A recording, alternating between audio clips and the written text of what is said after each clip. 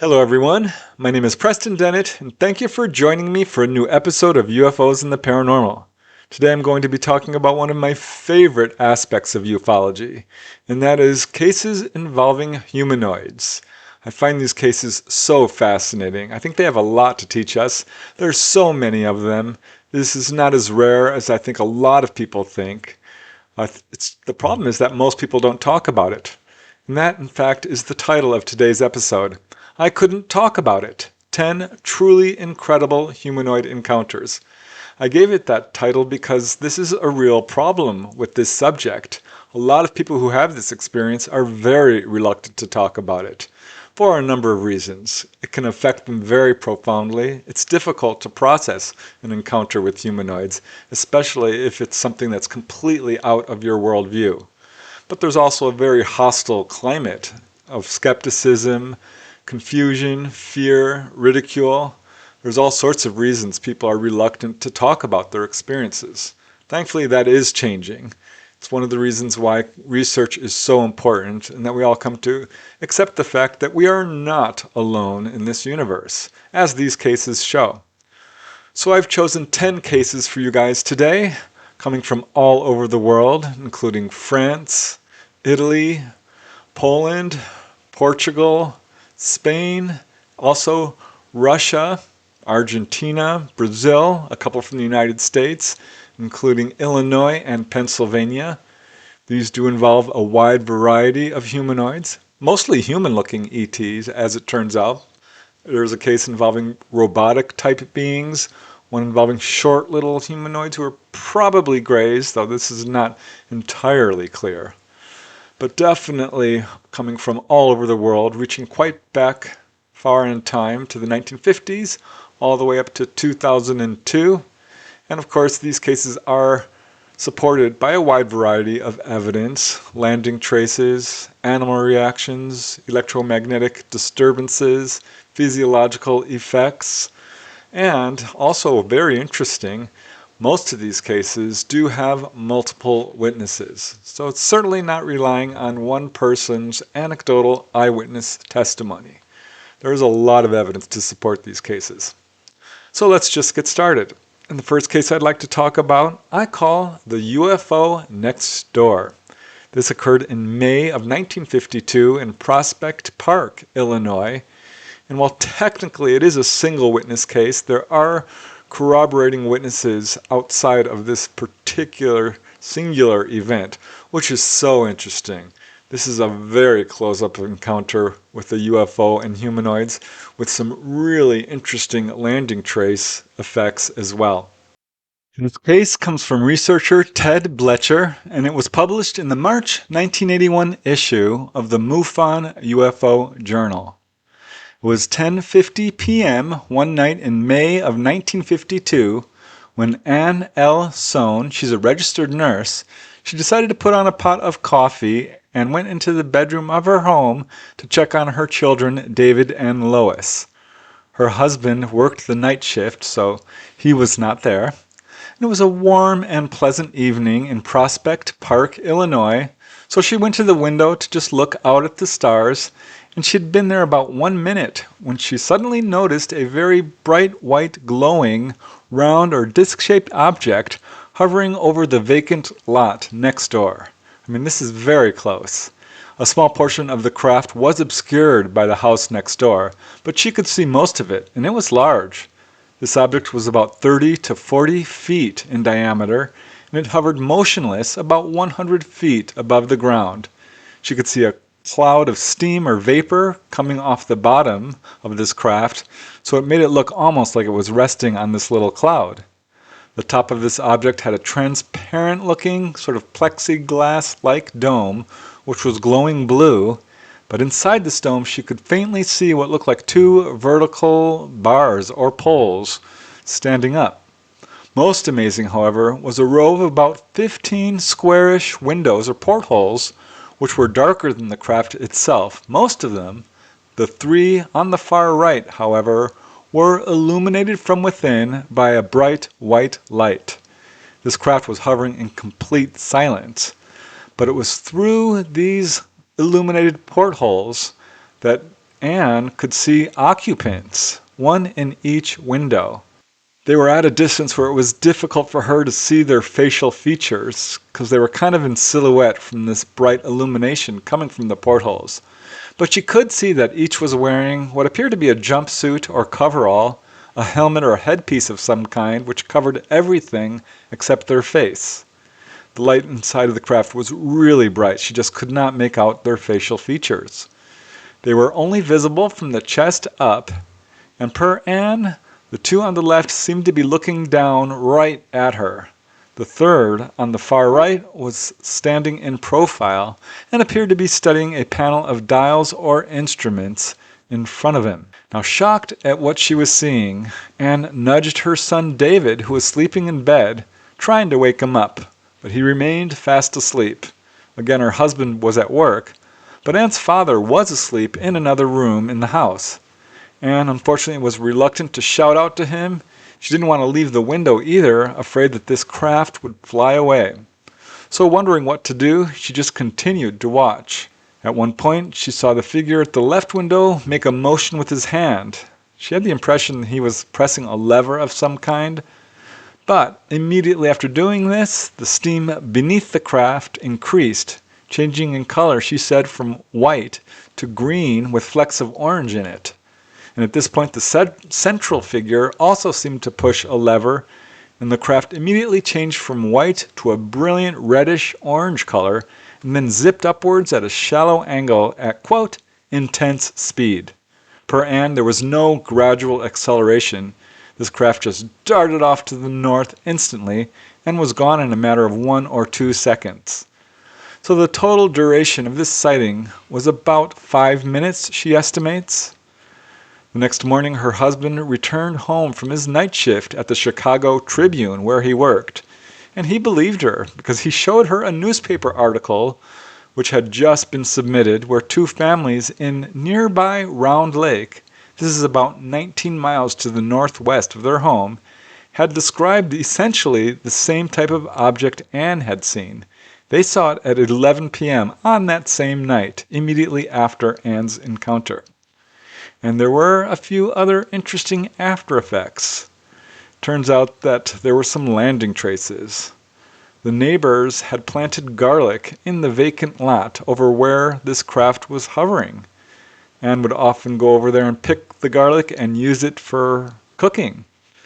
So she sent her son over to go pick some garlic not long after this encounter, and to his shock, they found that all the garlic plants were mysteriously missing.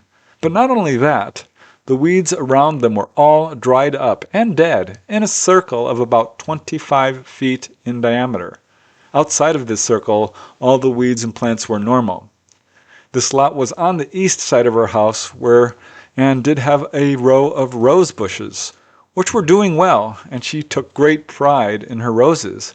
But following this sighting, they all died. Anne also noticed that the paint trimming on the east side of her house was all blistered, but only on the east side, which was closest to this craft, not in any other area. Finally, there was a row of evergreen trees along the property line dividing her house from the vacant lot, and they all died following this sighting. So these are significant landing trace evidence. There is apparently nothing really special about this area, so it's hard to say why these ETs were visiting this area. For the garlic, I don't know. But it is about 8 miles away from Chicago's O'Hare Airport, and there is also a Nike base west of her neighborhood, so perhaps that's a factor here. Really hard to say for sure. That's such an interesting case. I think there's a misconception that UFO encounters occur solely in rural areas. Simply not true. Most cases happen in suburban areas, which makes sense because that's where most people do reside. That's certainly true in that case. And this UFO hovering right next to this person's house, amazing. And the landing trace evidence in this case is also super interesting. I do wonder what happened to all those garlic plants. Were the ETs coming for those? I don't know, hard to say, but it is odd that they all disappeared following this encounter. So it's certainly a really interesting case. I do wonder what that UFO was doing there, just hovering so close to this witness. Here's another really interesting case, again coming from all over the world. This one comes from France. I call this a feeling of being watched. This is a super interesting case which took place on December 9, 1960 in Carignan, France. This is a multiple witness case. This has some incredible, very well verified landing traces. It's a thoroughly documented case with this landed UFO and humanoids seen inside it, or apparent humanoids. Something was moving around inside that craft, as we shall see. This next case was thoroughly investigated by numerous researchers and was published in the French magazine Uranos. It's an amazing case. It was around 8 p.m. as the Dennett family and their friends were finishing dinner in their home in Carignan, France. Madame Delaine was clearing the dishes while her husband sat in the living room watching TV, reading a newspaper, and their friends were also in the living room. Suddenly, a brilliant light shone from outside, and their dogs started barking furiously. Now, no one in the house paid much attention except for Madame Delaine. She opened the window, looked out, and saw a bright object behind the trees just a short distance away. She could see it was landed on the ground, this glowing oval-shaped object about the size of 2 cars, and was sitting in the middle of this meadow right next to their house. On top of this object, she could see sort of a luminous dome which was divided with vertical sections, much like an orange, she said. This dome did have 2 round, transparent portholes, and it was through these that Madame could see 2 indistinct, shadowy forms moving back and forth. So there was something inside of this craft. And as Madame says, I felt like I was being watched, and I left that window, closing it. The dog was still barking. So she knew this was unusual. She walked back to the living room, looked out the window just in time to see this object rising up and moving off to the north. The dog immediately fell silent. But upset by this strange sight, she wanted to tell her husband, but due to his poor health, she hesitated. At the same time as all of this, there was another witness, Michelle Costes, who lived in an outbuilding on the property. She was washing dishes when her dog Tommy began to bark. So she went outside to investigate and immediately saw this same glowing object sitting on the ground. She looked at it through the trees. She could hear this loud crackling sound coming from it. And then she was amazed to see this oval object rise up to the sky and move off to the north. And just a short distance away, there was another witness who looked outside and saw this object sitting in the field. She told her husband, who was reading, and he was skeptical. He didn't really believe his wife was seeing anything unusual and told her it was probably just a car. She looked again and confirmed that this object could not be a car. It was sitting in the middle of a field. She became frightened and just locked the door and did not look out. Now, the next day, Madame Delaine went to the area where she had seen this object sitting in the field. She was amazed to see a perfect circle of yellowed vegetation, about 11 to 12 feet wide. She knew this was important evidence, and she very wisely put up stakes and guarded the circle with a wire and called the newspaper. This led to this case being fully investigated by professional UFO researchers. They came, confirmed the presence of this circle, took photographs. They actually took samples of the grass as well. Very quickly, the grass in this area did die. There's not a whole lot that came out of the analysis of this case other than it appeared that this vegetation had been exposed to high heat. Now, investigations did reveal that 1 week earlier, on December 1st, 1960, another witness in the area observed a bright red sphere larger than the moon flying across the sky, and the very next day, on December 2nd, another witness described his sighting of a glowing object moving at nearly the speed of a shooting star. Further research revealed that there were quite a few other sightings in this area, which apparently were in some way connected to the December 9 encounter. That's the kind of case that makes me wonder how there can still be skeptics with this subject. When you have that many witnesses, landing traces, animal reactions, I mean, there's a lot going on here. It makes it really hard to deny that something very unusual happened in that location. It's an incredible case, and so many like it. Again, I called this episode, I couldn't talk about it because most people don't talk about it. And that's certainly true in this case, which probably would not have come to light if the investigator hadn't had a connection to the witnesses themselves. We see that in a lot of cases. I call this next case the most unforgettable experience of my life. This is a multiple witness case involving three people, a mother, but primarily a father and his daughter. This occurred on March 20, 1967 in Butler, Pennsylvania. And this one is a very unusual case. I don't know that I've heard of one quite like it, but it's got some super interesting elements to it. And boy, did it affect the witnesses profoundly. There's also some interesting corroborating cases that occurred in this area, which I think you'll find quite fascinating. This fairly extensive and unusual case began early on the evening of March 20, 1967. The witnesses are anonymous. They were given the pseudonyms of the Ribble family. So Sarah Ribble, the mother, was puzzled by the appearance of unusual lights, quote, flitting around at low altitude. This was near her home in Butler, Pennsylvania, which is a fairly smallish town about 35 miles north of Pittsburgh. So she was intrigued by this and told her husband and daughter, who were also very curious. So her husband Jim and their daughter Jean decided to take a drive around the neighborhood to see if they could catch a glimpse of these unusual lights. They lived in a sparsely populated area outside of town, about a mile from a private airfield, and were therefore familiar with aircraft flying in the area. Now Sarah assured them that the lights she had seen were maneuvering in such a way that they could not be explained by normal aircraft. So this is why they decided to take a drive that evening and look around to see if they could see these unusual lights. And they drove around the back roads for some time and didn't see anything, but finally just pulled their Volkswagen Bug over onto the side of the road, turned off the lights, and decided to wait for a while to see if anything might show up. And their patience was rewarded, because after a few minutes, Jim stepped out of the car to get a better view and noticed two globes of white-yellow light about a mile away, they estimate, and about 200 feet up in the air. Now these globes of light were clearly not normal.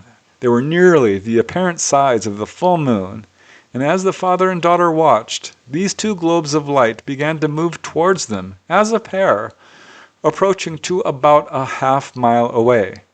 These two globes then crossed over each other's paths, trading places essentially, but still kept moving closer. Both witnesses did notice that these globes, although very bright, were not lighting up the area below them. This was strange. So they were considering the possibility that they were seeing two small private planes that perhaps were using this straight road that they were on as a landing strip. This didn't make a whole lot of sense because these lights were silent. There was a nearby landing strip.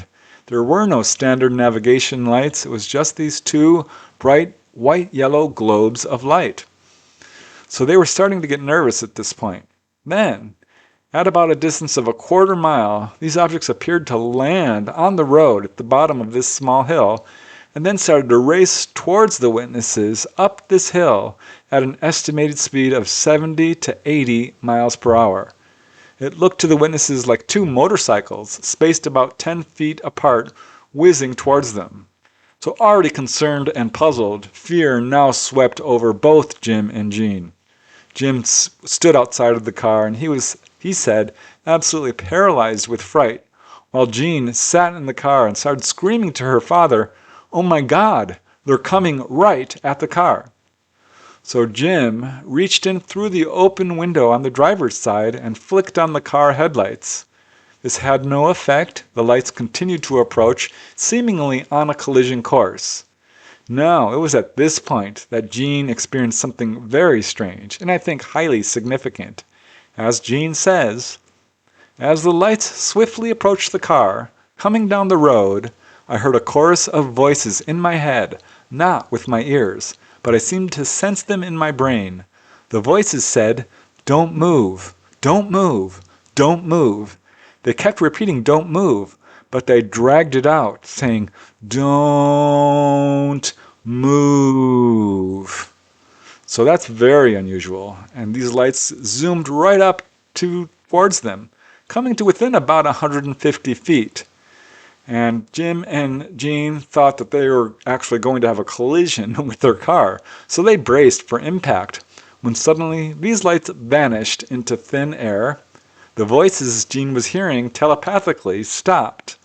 But the encounter wasn't over yet, because now, even more astonishing, they saw a group of 5 humanoids standing in an irregular semicircle facing them, right in front of their car. As Gene says, they just stood about 10 feet from the car. They looked like human beings, but their faces were totally devoid of expression and unlike a human face. Their eyes, if you could call them such, were horizontal slits. I could not see any irises or pupils, just slits. Their noses were narrow and pointed, not unlike a human nose, and their mouths were just slits, like the eyes. So 4 of these figures were an estimated 5 feet 7 inches tall or so, but one was a little bit shorter, 5 feet tall. Per Gene, they had short blonde hair, except for the short one who had shoulder-length hair, and Gene had the impression that she was female. These figures wore caps that were similar to baseball caps, but were dressed in what looked like normal loose-fitting clothes, sort of gray-green shirts and trousers, but they certainly did not look normal. Not only were their faces different, so was their complexion. As Gene says, the skin on their faces and hands was rough-looking. It resembled scar tissue which has just been severely burned. It gave us the creeps, seeing them just stand there doing nothing. Now the father, Jim, admits that he was so frightened he didn't really get a good look at the beings. In fact, he nearly broke the car door handle in his haste to get back inside the car. But he did, and he immediately started the engine, backed up, and then drove forward, swerving off the road to get by these figures. Both father and daughter, as you can imagine, found this whole encounter incredibly scary. As Gene says, to this day, the details of this encounter are clear in my mind. It was the most unforgettable experience of my life, and my father's too. So following this encounter, Gene was so hysterical with fear that Jim had to drive her directly to the local church to visit the minister. They were afraid that this encounter might have been devilish in nature. Investigators later spoke with the minister, who confirmed that both the father and the daughter did visit him and were really upset. Shortly after this incident, Jim bravely did return to the scene to look for any evidence, but he couldn't find any trace of these craft or these lights or the men or anything. So that is the end of that encounter. But it turns out that this location, Butler, Pennsylvania, does have some history of close-up UFO encounters. For example, 11 years earlier, on September 5, 1956, 73-year-old Charles W. McGrady and his brother watched a gray dishpan-shaped object only 2.5 feet wide and 8 inches thick circle around the sky in front of them for a full hour. This began when Charles' brother, who lived 9 miles out of town on Kittening Road, called his brother Charles to come over as there was something strange, he said, flying around his house.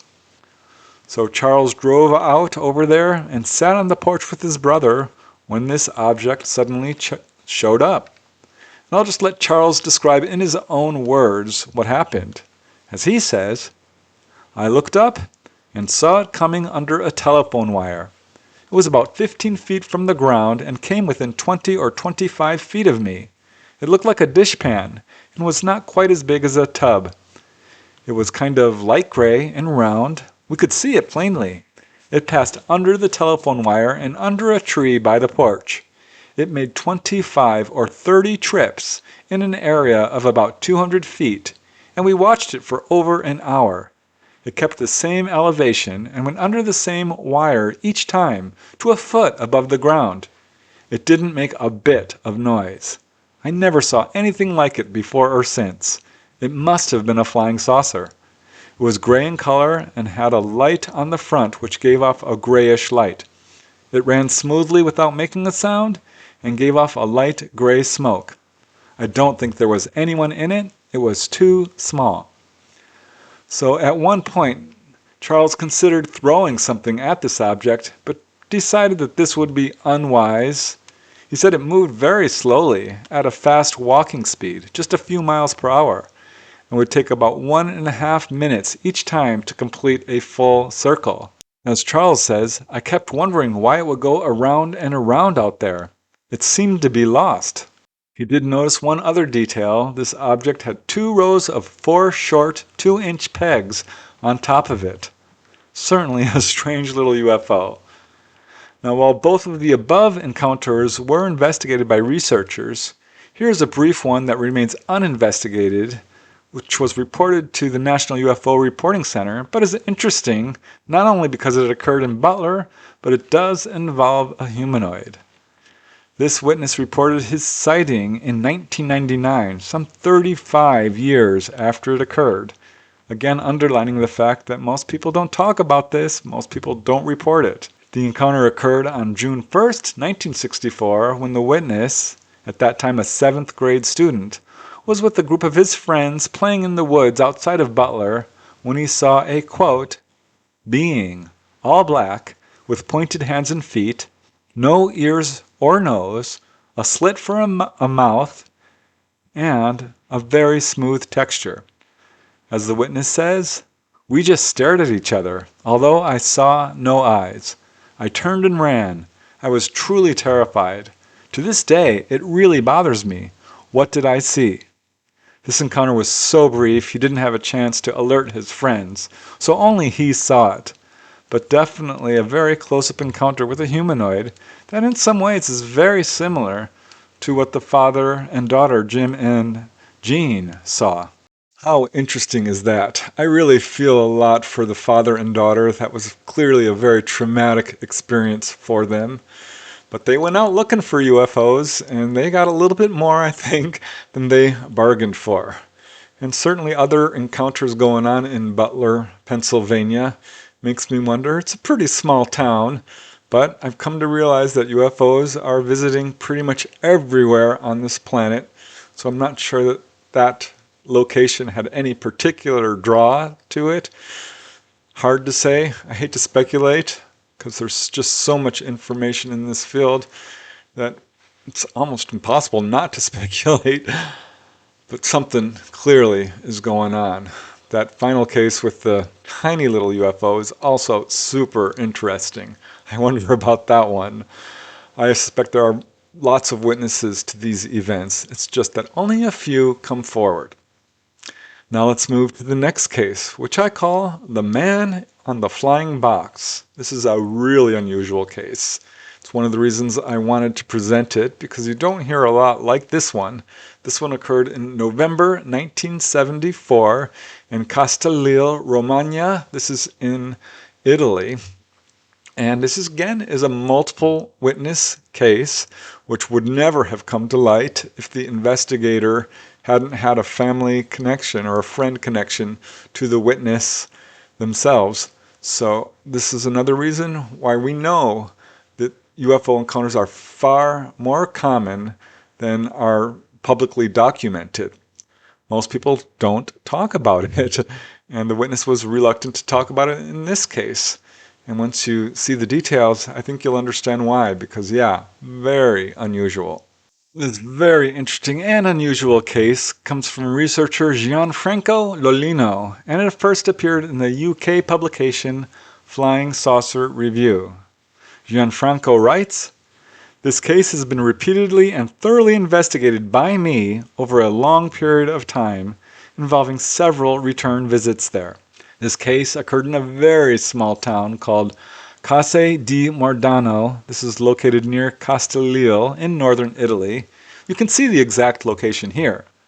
The witness is Signorina Giovanna Sensoli.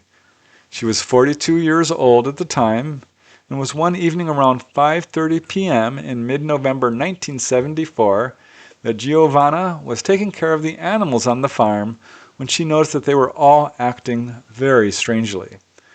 As she says in her own words, chickens and rabbits were running about as though terrified and hiding in any corner they could find. I looked around to see what was going on, and I noticed some of the fowls were looking upward. So I did the same, and to my great astonishment, I saw, hanging in the air above the house at rooftop height and about 4 meters from me, a man who was seated on a box that was swinging to and fro, and who was looking around as though seeking something. He was big, about 2 meters in height, and dressed in a very shiny one-piece garment with green, red, and white markings, and a pair of skiing boots with square toes and square heels. His features seemed to be dark, but a helmet with a visor covered his face, and I only managed to see his eyes, more or less like ours, and to tell you the truth, we gazed at each other for a brief instant. Well, this man was hanging in the air above the house and rocking to and fro with one foot stretched down towards the roof as though he wanted to support himself. From the box there was a rod sticking up, a rod with colored stripes. It must have been a control handle for the motor, and it gave out a sharp hum that I could hear very clearly. Now, per Giovanna, she told her neighbor this man actually did place one of his feet on the roof of her house, and she was close enough that she could see he had abnormally large eyes and what appeared to be teeth. Now, Giovanna was shocked and shouted out to her mother, who was in the house. Her mother did not immediately respond, and at this point the man began to move on this floating box over to the threshing area. And Giovanna was very curious, so she followed, and she could see that this man was looking off to the north. She looked also, and she saw a brilliant light as big as a full moon. In fact, it lit up the area around her as bright as daylight, and she felt this wave of heat.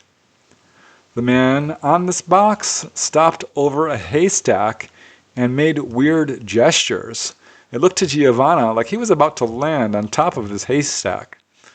And as Giovanna says, once more we were staring at each other, this time from a distance of about 3 meters. A few instants later, he departed, heading eastwards, with that light following at a distance behind him. A bit over a kilometer in that direction lies the small cemetery of San Clemente, located on a hill. I watched the two objects, the man and the light, circle several times around the cemetery and halt for a few seconds. So yeah, here is the cemetery. Really interesting case. But finally, Giovanna's mother did come out and she saw this man on the box off in the distance. But by then it was too late for her to see any real detail. And immediately, this figure on this floating box dropped down into the cemetery area and was no longer visible. This was quite a long encounter. Per Giovanna, it lasted about 15 minutes. Such a strange case. I don't know that I've heard any quite like it. There are some that are similar, but each case does have its unique aspects. Another interesting thing I found out about that case is that this ET, presumably ET, seemed to have an interest in going into the cemetery. I did a whole episode on UFOs over graveyards. That does seem to be a draw on some occasions. I don't know. There's always something to learn from each of these cases. It's why I do this research. And again, it's super interesting. So let's move to the next case. This next case is really quite short. There's not a whole lot to it, but I wanted to include it because it involves a very unusually described humanoid, which in this case appears to be robotic. This is another example of a witness who really did not want to talk about what happened to him, simply because I think it affected him emotionally pretty deeply. This one I call a robotic being, and this occurred in September of 1977 in Gondomar, Portugal. Again, these cases are occurring all over the world. This is a really unusual case. This case was originally investigated by researcher Jose de Jesus Liotte Peixo, but was reported on by Albert Rosales. Thanks to Albert Rosales for his amazing work in documenting humanoids. The witness in this case is Luis Moray Luna Almeida. He was a 38-year-old banker at the time of this incident. It was 1:30 a.m. early one morning in mid-September of 1977 as Luis was watering the garden behind his home located in Gondomar, Portugal. Looking up, he noticed a strange figure standing just about 100 feet away, a little less, behind the brick wall that divided his home from his neighbor's home. Luis could see only the top half of this figure, who he estimates was fairly tall, perhaps about 6 feet high, but really wide, 3 feet wide. He noticed this figure because it was shining a very intense gray-blue light at the witness. He says this figure looked robotic, with very broad shoulders, a small squarish head. In the head section where the face would be was this white square faceplate, which contained a circle inside of it, and it was this circle which was the source of the light. It was flashing an orange light in and out with, quote, extraordinary slowness. So seeing that this being was clearly not human, Luis instantly panicked. He stared at this strange figure for only a few short moments, unable to move due to the shock and strangeness of this being. But after a few moments, fear overcame his inability to move, and he fled in terror back into his house. His wife and mother, upon seeing him, saw that he was pale white and his hair was standing on end. He was so deeply traumatized by the encounter that he was unable to speak about the incident. He did not go outside to investigate, and it was in fact some time before he could even talk about it to anybody. He did finally talk to researcher Jose de Jesus, but then only did so with extreme reticence. How interesting is that? I have to wonder what this robotic being was doing there, just kind of looking at this witness. It's a shame he had such a strong fear reaction and ran inside, because perhaps this could have been a more extensive encounter. And the strong fear reaction people have certainly does have an effect on how an encounter unfolds. I really am curious about why people are so fearful of a being that they don't understand, perhaps. I guess it's the fear of the unknown that causes people to react this way. But it's unfortunate because, again, this being didn't do anything to him. It was just looking at him. So I don't know. I mean, I understand, certainly, when something happens that's completely out of your worldview, it's very difficult to process. But to be so traumatized to the point of not even being able to talk about it, this is an important aspect because we really do need to be able to talk about these things. There are so many people having this experience. We really should be able to discuss it more openly, publicly, and support people who are having these kinds of experiences. So let's move to the next case. This one is super interesting, really quite extensive, involving communication with the primary witness and the ETs. I call this one The Day the ETs Came to Visit. This is a really interesting case involving human-looking ETs. It occurred on November 2nd, 1977 in Joaquim Murtinho. This is in Brazil, Minas Gerais, Brazil. And yeah, a really extensive case involving multiple ETs and a really interesting interaction with the witness, who, as you can imagine, was affected very profoundly. So profoundly he couldn't actually talk about it for quite some time. So I think you'll find this one really fascinating and unique. This very weird and unusual case comes from Brazilian researcher Professor Julio Brandt Aleixo. The witness is anonymous. He's known only by his initials LCJA. He was 16 years old at the time of this incident. It occurred on the night of November 2nd, 1977. LC was alone in the house in Joaquim Martinho, and he was watching TV. This is his aunt's house. It was located on Dom Oscar de Oliveira Street. You can see it here. So as he's watching TV, suddenly the sound of high wind swept through the house, which was strange because it was a calm evening. And he also heard what sounded like footsteps. Instantly, Elsie saw this small, strange machine enter through the kitchen door into the living room where he sat. The kitchen door opened and in comes this machine. Now this was weird because the house was locked up. All the doors were closed, so this was inexplicable. And this little machine, per the witness, LC, was shaped kind of like a sphere with a flat section around the perimeter, very much like the planet Saturn, and it was only a few feet across. This globe glowed with light, and the flat section also glowed with a golden light. And it flew silently towards the TV, causing the plug to come out of the electrical socket and fall gently to the floor. Then exited the room, swept through the kitchen and the bedroom, floating about 3 feet above the floor, then moved back into the kitchen.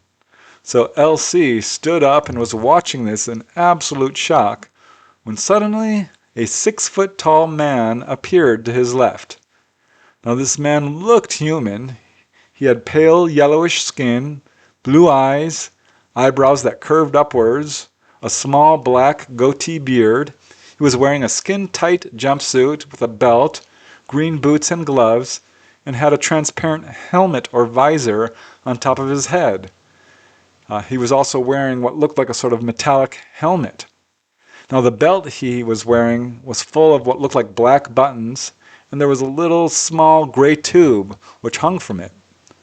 This man immediately made a gesture with his right arm, which caused a brilliant light to illuminate the inside of Elsie's house, and this figure disappeared. So Elsie ran outside, and he saw that this small Saturn-shaped object was now floating in his backyard, spinning in place, and immediately 3 humanoid figures approached him from his right. One was the man who had just appeared in his living room. The other 2 were a shorter woman and what appeared to be a young boy. All 3 of these figures were dressed the same. The 2 did not have a helmet and headgear like the man did. But this man began to speak telepathically to LC, telling him to remain calm. At this point, the man and woman grabbed LC by his arms, and LC found himself floating back into the house, into the living room. They left him standing there and then sat on the couch, as if kind of trying it out. Then the man and the boy walked into the bedroom. They raised their hands and opened the closet doors through apparent telekinesis, because the doors opened by themselves. They examined the contents of the closet with great interest. Meanwhile, the woman lay down on the bed in the bedroom as if to test it. Then all 3 of them just walked out into the backyard. LC followed, and he was amazed at this point to see a very large dome-shaped craft with a flat bottom section. It had a large glass-like opening, and there was a stairway leading down to this craft, because this craft was floating above the ground, but the terrain swept downwards, so it was actually lower than LC. And this craft was pretty big. Per the witness, it was about the size of a house. And these humanoids led him down the steps so that he could look through this transparent doorway directly into the craft. And standing right in front of this doorway, he could see that the interior of the craft was brightly illuminated, and he saw several other crew members, identical to the 3 that he was outside with, except they were sitting in front of what looked like complicated instruments of some kind. Then these 3 figures led the witness back up these stairs, which again were extruding from the craft itself, and into his backyard. They stepped away and began speaking audibly to him in some foreign language that he could not understand. It was at this moment that the witness's neighbor shouted out, saying that she was going to return an item that she had borrowed from his aunt. Apparently this neighbor was unaware that The witness's aunt was not home at this time and also apparently unaware of all the strange activity that was going on in the backyard. At this point, a fourth figure, identical to the first man, instantly appeared next to the witness. He held a tube-like device in his hand, which he held up and made a sweeping gesture with it. Instantly, all three of the figures standing next to the witness disappeared. The small Saturn-like object, which was spinning in the backyard, moved to the side of the house as if hiding. So the witness went and got the item from his neighbor and then immediately rushed back into the backyard. And all three figures were still there. Now, this is when the tall man did something very strange. He pressed one of the buttons on his belt, which caused this weird device to appear in midair. This device, per the witness, was kind of like a shiny plate, and it moved and pressed right up against the witness's right hand first, and then against his left hand. The witness had the sense, the impression, that they were making a recording of some kind.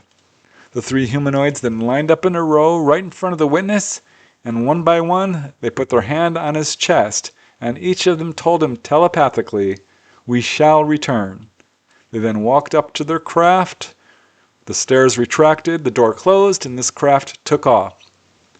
So the witness stumbled back into the house. He was disoriented, couldn't believe what had just happened, and looking around, everything was normal, including the TV, which was now plugged in and back on.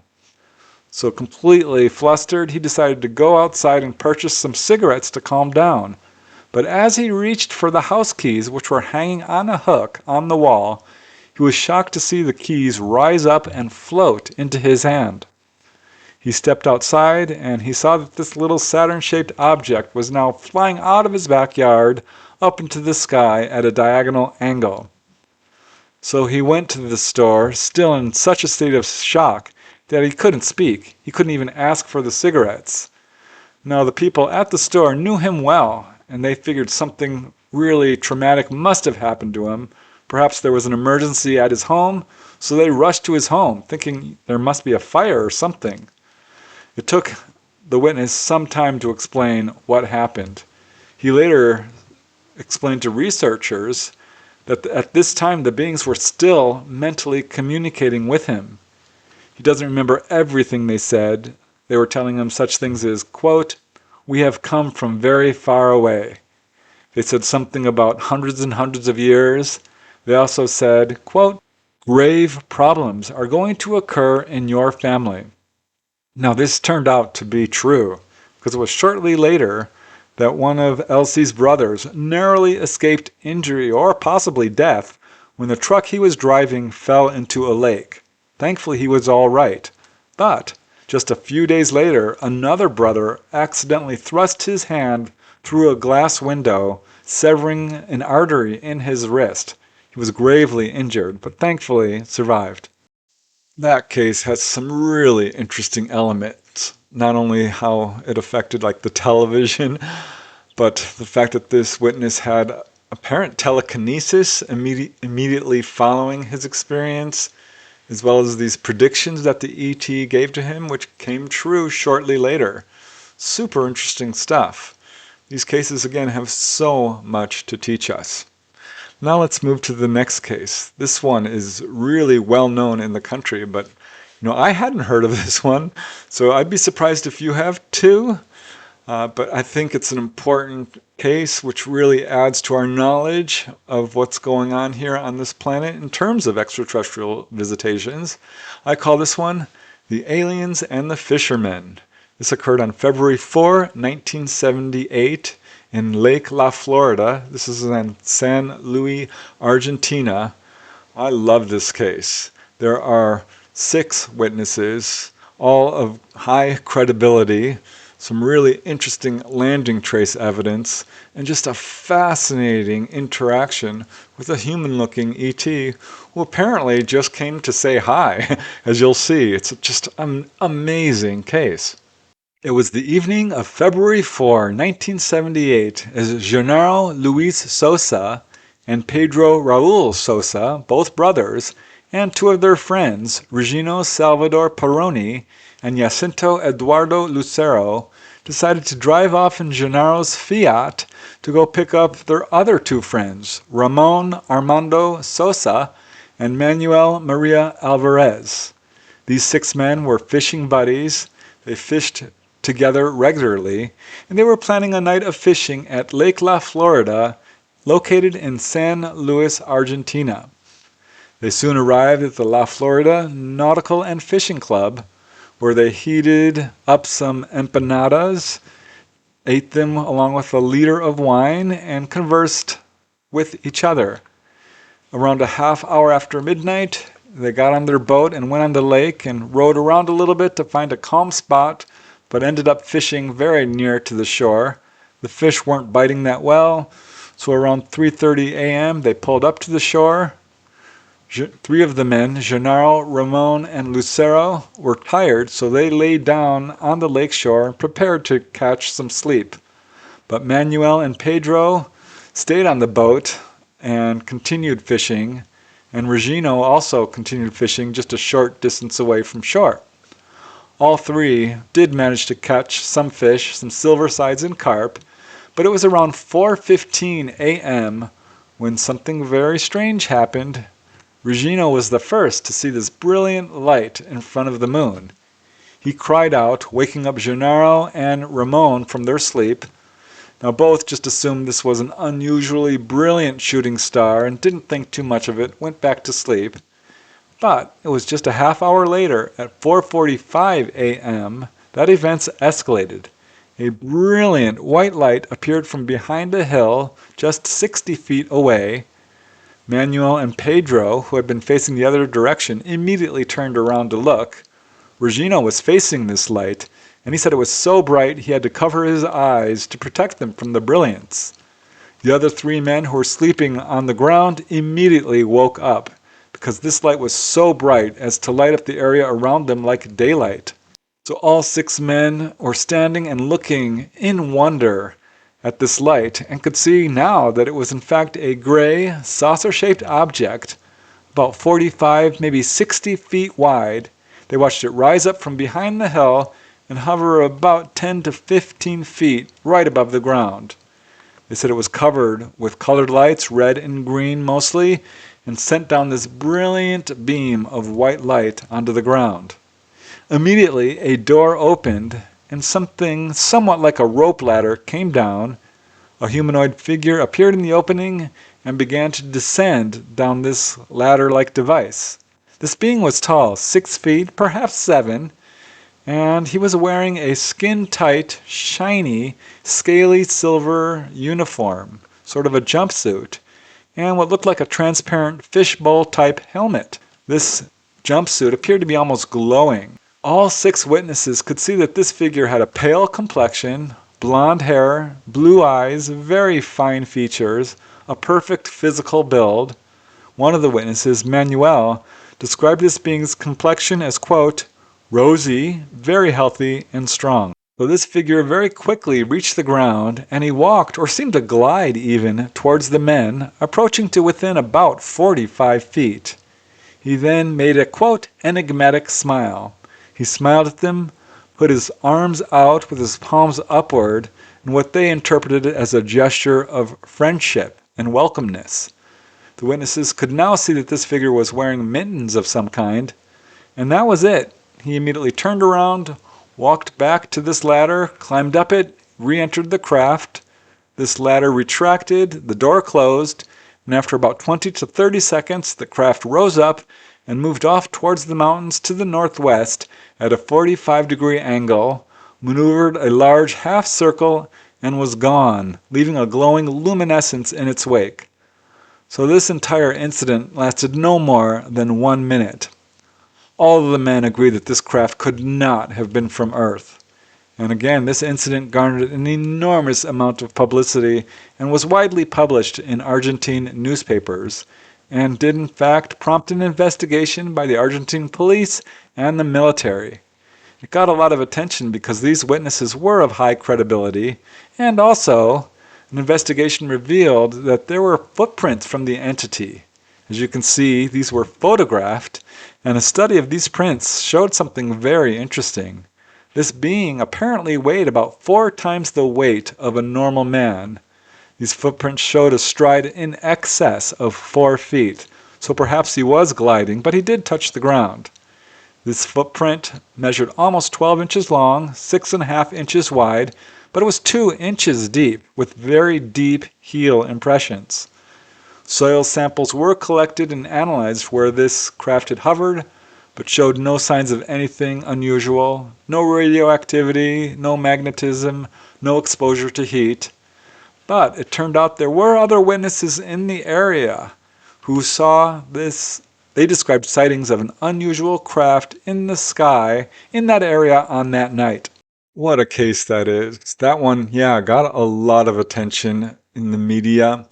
Also, it's really interesting because that was investigated by the police, by the Argentine government, who apparently informed U.S. officials about what happened. So this was a case that was taken very seriously because, again, there were 6 witnesses of high credibility, apparent landing trace evidence, footprints, as we're able to see actual photographs of, which is always interesting. Just a fascinating case all around. And here's another one. You can dismiss 1 or 2 of these cases, 10 or 20, even 100. But the fact is there are thousands upon thousands upon thousands of these events, which even then is just the tip of the iceberg. So this next case I found super interesting. I call this one the Singing Extraterrestrials. This occurred in February 1982 in Borak. This is in Yaroslav, Russia. I wanted to include this case because often there is a musical aspect to some of these encounters. When the ETs speak, it's often described as being very sing-song. Some people do hear music in association with their encounters, and that's certainly true in this case.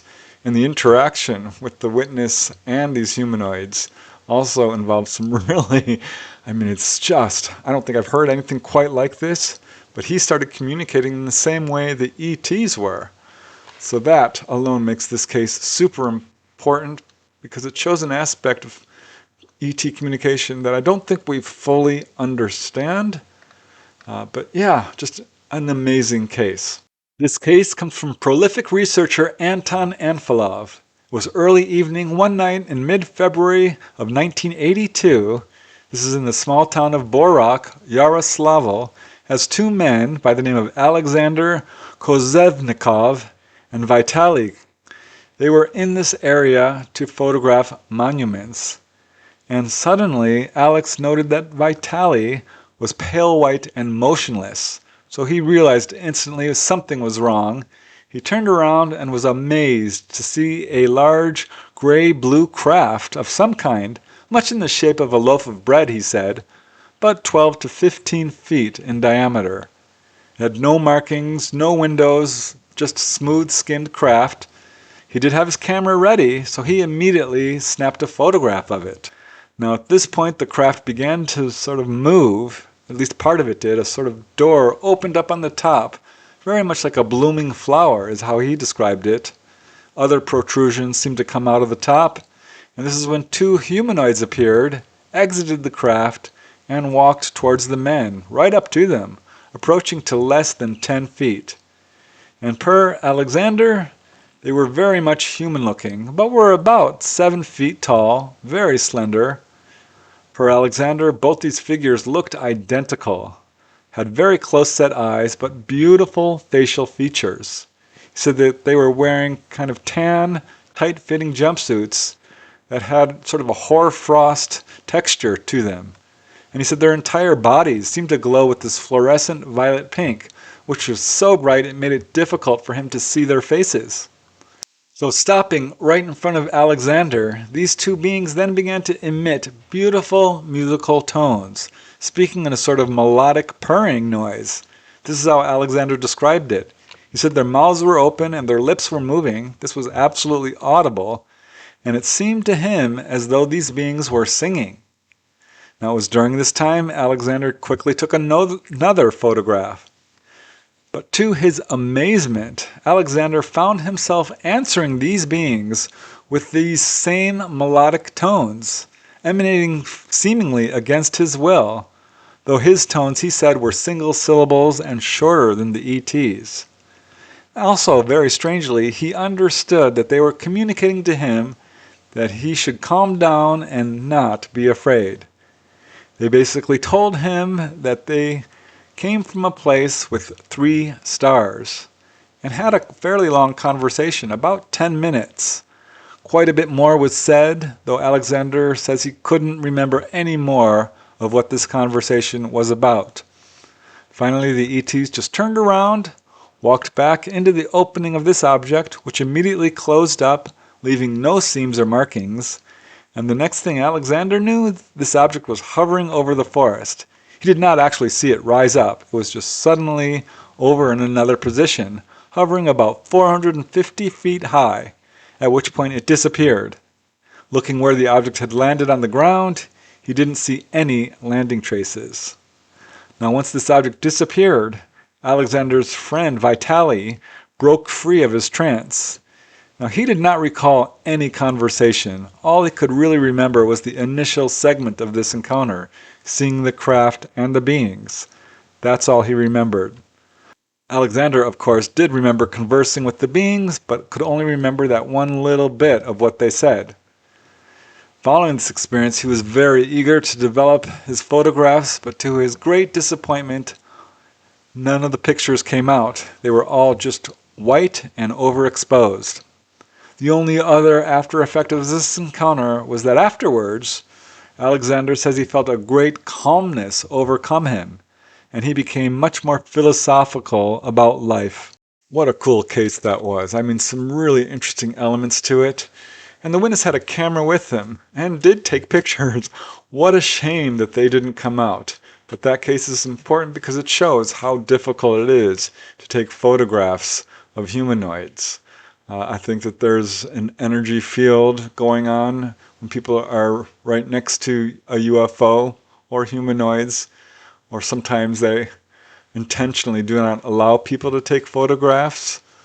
But there's, this case I think explains to some extent why there are not more photographs of humanoids. Because he did try and these photographs did not come out. But a super interesting case also because the witness was so affected spiritually. It completely changed his outlook on life. And I think that's more the rule than the exception. Experience with an extraterrestrial completely changes the way a person views themselves and their place in this universe. So now we move to another case, which I call It Was Strange. This was in August or September of 1983, possibly 1984.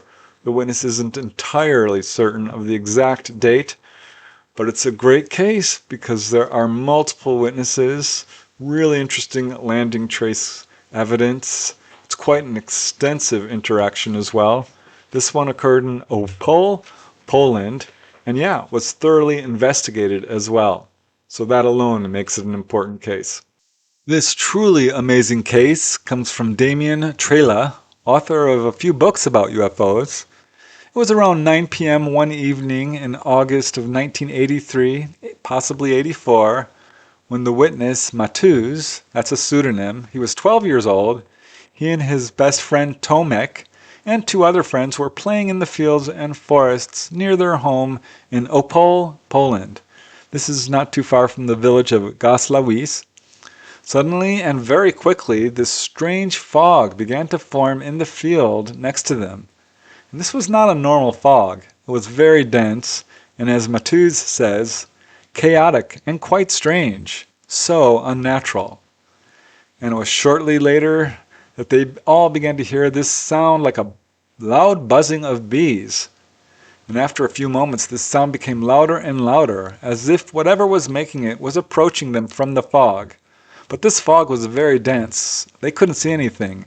And thinking this buzzing might be coming from a farmer and his tractor, the boys backed away so that they wouldn't be run over by whatever was approaching. But as Matuz says, as the sound grew, it turned out that it was coming from above. When we raised our heads up, we saw a light falling down, a very bright and white light. It turned out that it was an object emanating a light on which vertically arranged strips were visible, panels of white light. After a while, the object landed in the fog, literally just in front of us, about 15 meters away. We looked at it in disbelief. The object resembled a soup bowl. So this craft was huge. Matthews compared it to 2 buses and estimates that it was at least 150 feet wide. He said the surface of this craft was very smooth. It did have these panels, but as soon as it landed, the panels lining the side of this craft began to blink cyclically, sort of in red and white light.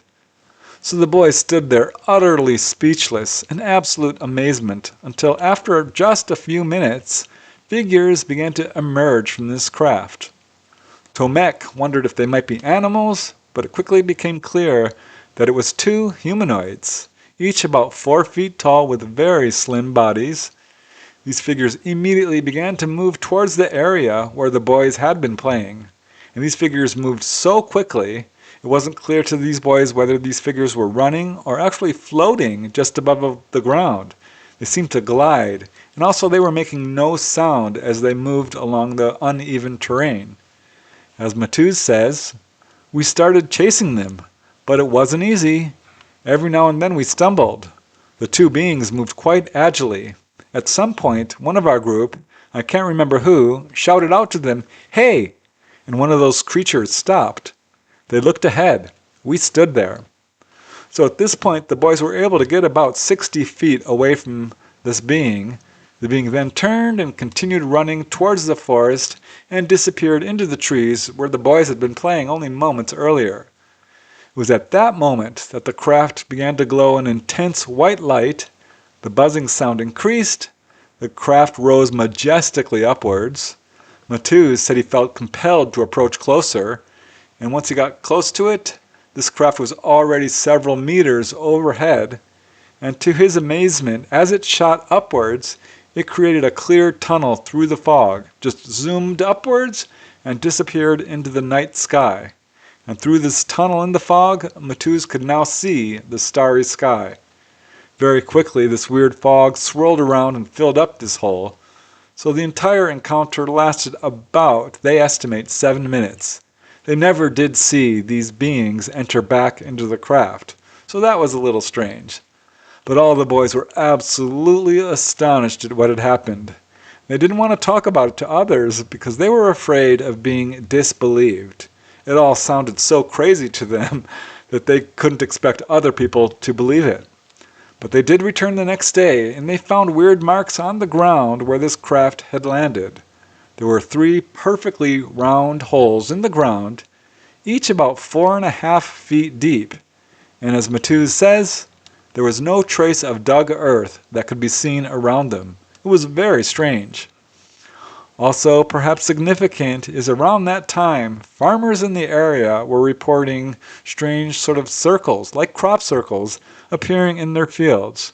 This is only about 450, 500 feet away from where the boys had seen this craft.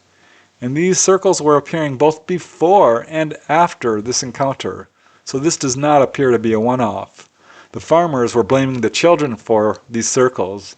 But per Matthews, the kids were as mystified by the circles as everyone else. They found them very interesting and fun to play in, but it was not them, he says, making them.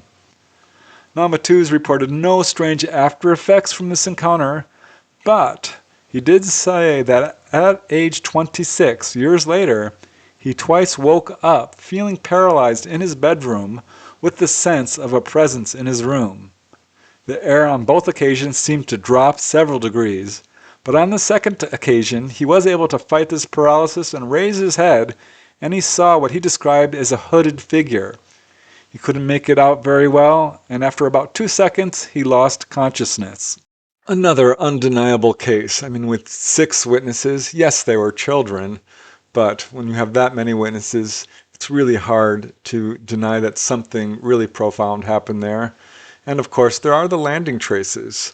To me, what's also very interesting about that case is that the primary witness, Matthews, had experiences following this encounter.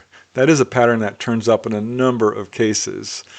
This could be the reason behind the encounter, that this was just one of many events in his life involving extraterrestrials. Hard to say for sure, but an amazing case. I also found it fascinating how the ETs moved. Even though there wasn't a whole lot of interaction between the ETs and the witnesses, this is a detail that does turn up in a number of cases where these humanoids appear to glide across the ground. So that, I think, is also really fascinating stuff. All right, now let's move to the last and final case in this compilation. This is another really interesting case, which I call Humans Don't Know What They Have. This occurred on March 26, 2002 in Cazalla de la Sierra. This is in Sevilla, Spain. And I like this case because although it is a single witness case, the witness was provided with some really interesting information. The ETs did communicate with them, and what they had to say was really fascinating.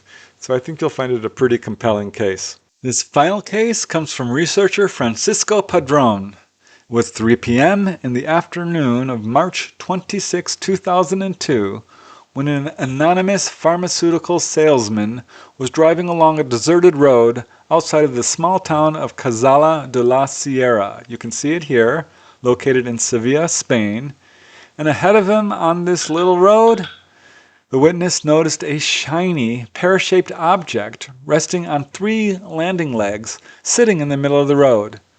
So he drove closer and looking around saw 2 humanoid figures standing in the field next to the road. He parked his vehicle and walked up to these 2 figures. In hindsight, he says he felt almost as though he was in a trance and that perhaps he had even floated towards these beings. And he saw that they were not quite normal. They were over 7.5 feet tall. Both were wearing white, tight-fitting, plastic-looking jumpsuits and what looked like astronaut helmets. They were quite heavy set, he said, with wide chests, but had long, thin legs. They looked human, but he could see their faces through the helmets. There was a clear faceplate, and he could see that their eyes were very light, almost white, and their faces had sharp, quote, refined features. One of the figures immediately turned and walked back to the craft sitting in the middle of the road, and the witness noticed that his movements were very slow and clumsy, as if he had trouble walking. Now the other remained standing in front of the witness. It was at this point that the witness was absolutely convinced that this craft in the road was an extraterrestrial craft, and that the figure standing in front of him was, quote, not from this earth. So he asked this ET if he needed assistance. And per the witness, the humanoid seemed happy to receive this offer, but replied that no, everything was in order, and then proceeded to tell the witness that the earth was very beautiful, and added, quote, humans don't know what they have. Where we come from, we don't have such beautiful scenes. They disappeared a long time ago. So this is repeating that theme we hear so often about the importance of protecting the environment. The witness also noticed another strange detail. The man's speech seemed hesitant, and he also had a very strange accent. So astounded, the witness asked this man where he was from. The ET smiled in a very friendly way and said that he was from another dimension. That was the impression of the witness, but it was something at that time which he didn't fully understand. The figure then waved goodbye, walked back to the craft, still sitting in the road, walking in that same clumsy way, and disappeared inside it, and this craft took off. How cool is that? This is not the only case I've heard where ETs remark upon the beauty of our planet. That's really cool. I also found it super interesting that this witness described the ETs moving in a sort of a clumsy, hesitant way. Makes me wonder if perhaps they came from a planet with a different gravity. Pure speculation, but we see these cases where ETs seem to have trouble moving around, others where they glide across the ground super easily. Again, each case provides a little bit more information, something to teach us for sure. I think the most important takeaway from these cases is the simple fact that we are not alone. And with so many cases, it's impossible to deny. I said it earlier, but it's worth repeating. 1 or 2 cases could be easily dismissed, or 10 or 20 or even 100. But thousands upon thousands? I don't think so. And again, with most of these cases having multiple witnesses, this is another misconception in this field. People think it's a single witness out in the country, no evidence, someone of low credibility, perhaps not educated or naive in some way. It's simply not true. People from every level of society are having these experiences. They are occurring everywhere, in urban areas and rural. They've been occurring for a very long time. So this all points towards this being absolutely genuine. It's time we accept the fact that Earth has been visited by extraterrestrials. So that's it for today. Thank you guys. I truly appreciate you watching. I hope you learned something. I hope you found it interesting. But thank you so much. It's because of you guys I do this research. So until next time, keep asking those hard questions, keep searching for the truth, and most important of all, keep having fun. I'll see you next episode. Bye for now.